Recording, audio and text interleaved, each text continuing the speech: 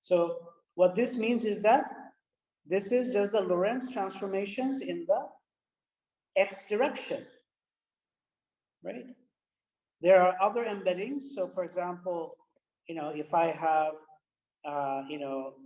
so the lambda matrices, as you know, can be expressed in terms of, lambda will have the form of, say, cosh zeta, sinh zeta, and cosh zeta, right? So there are going to be many embeddings of this group inside this group, and corresponding to boosts along x, y, and z direction, right? So there could be, say, boosts along x, y, and z direction.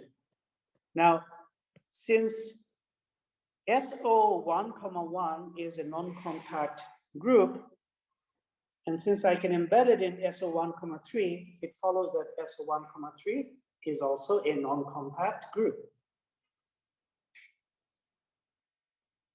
Right? You cannot hide something of infinite volume in something which is finite volume unless you're Doctor Who.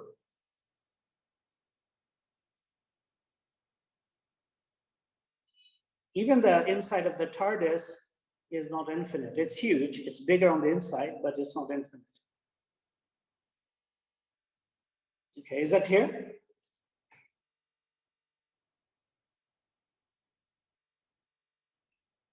Do you have any questions about this?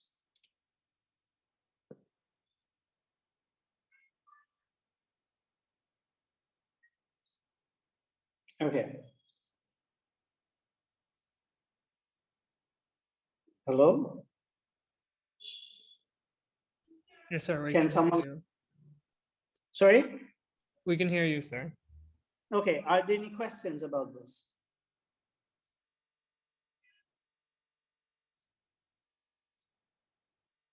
No, sir.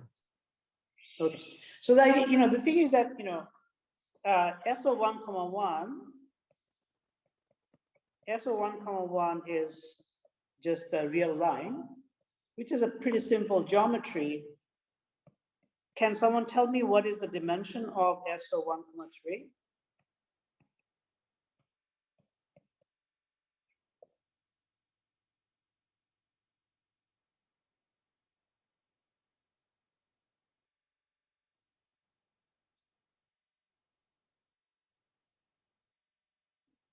What about SO4?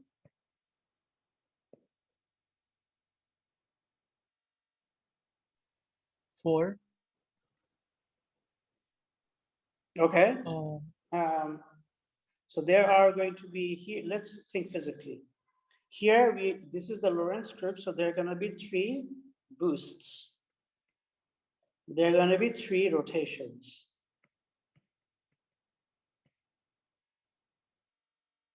So you're going to have 6 parameters.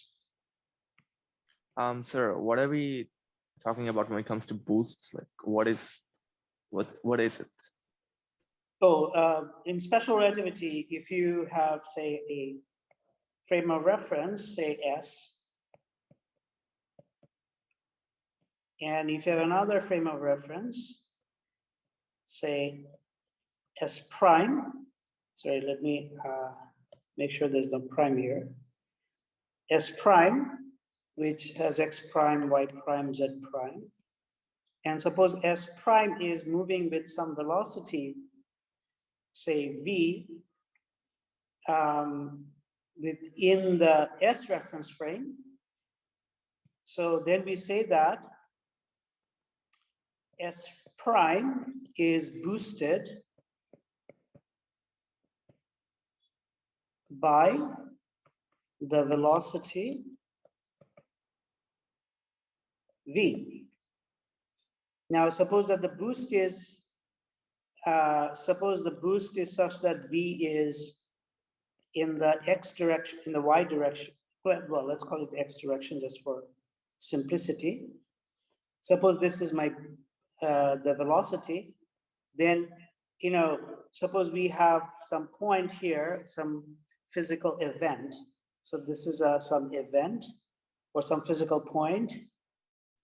No, let's take an event. So this event will have some coordinates in both reference frames, right? So then the time coordinate and the x coordinate of this point, and there's going to be, of course, the other, so there's t prime, x prime, y prime, z prime, right? These are the coordinates of the, let's call this point P. Okay, these are the coordinate of the point P. So this is in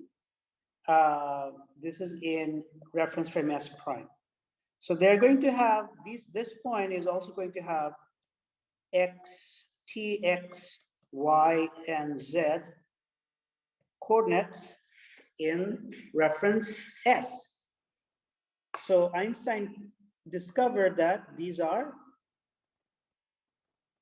related by a transformation which is linear.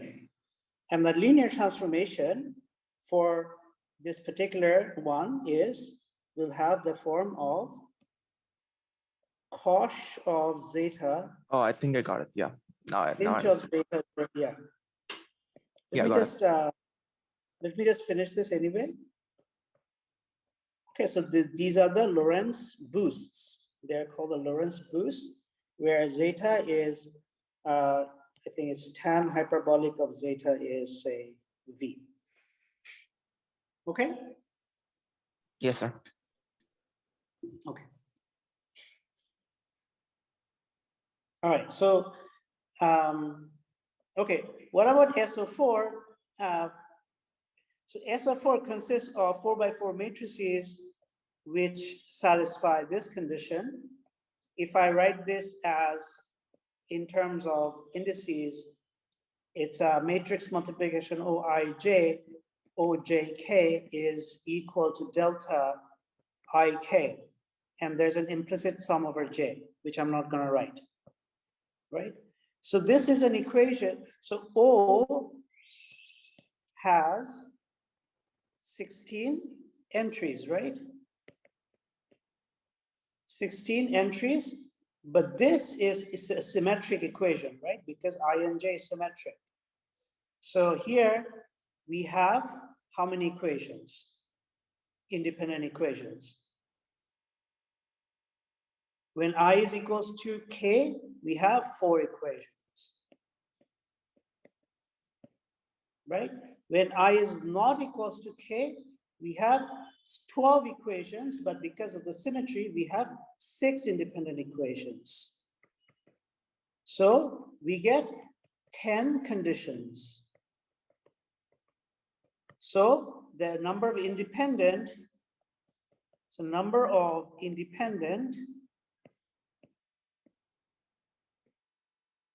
parameters is 16 minus 10, 6. And this counting does not change whether we are dealing with SO4 or whether we are dealing with SO1, 3. In the case of SO1, 3, this equation just changes by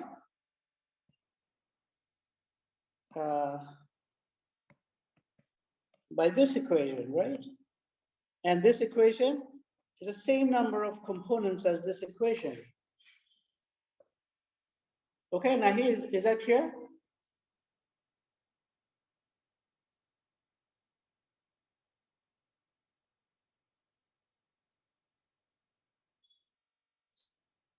So another way of you can think of why SO4 has 6 dimension is the following. You can think of SO4 as the rotations in a 4-dimensional Euclidean space, right? So in 4-dimensional Euclidean space, you've got 4 directions. So what are the independent rotations? 1, 2, 1, 3, 1, 4. 2, 3, sorry, because 2, 1 is taken and 2, 2 is not a plane. So 2, 3, 2, 4. And then we have 3, 4. These are the independent planes of rotations in four-dimensional space, four-dimensional Euclidean space, right? And therefore, SO4 has 6 dimensions. In the case of special relativity, we can think of time as the 0th dimension. So we have rotation, quote unquote rotation, in 0, 1 direction, 0, 2 direction, 0, 3 directions. These are imaginary rotations, so that what used to be sine becomes sinh, and what used to be cos becomes cosh. Okay, so these are the boosts, can be thought of as some sort of imaginary rotation. And then we have the usual rotation between 1, 2, 1, 3, and 2, 3. So this is SO, this is SO1, 3. Okay, so we can actually go from SO4 to SO1, 3 by doing the analytic continuation.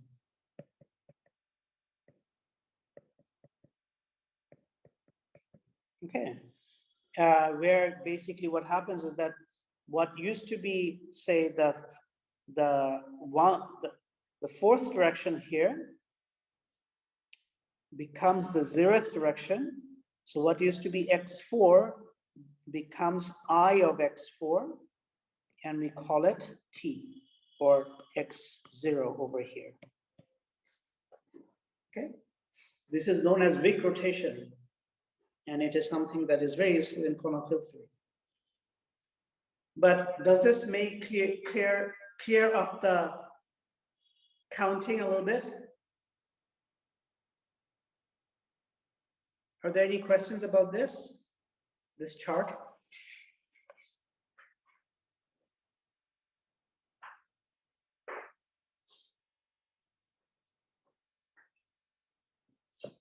Nahi, I think you were the one who said the dimension of SO4 should be 4. So can you tell me if this is clear data?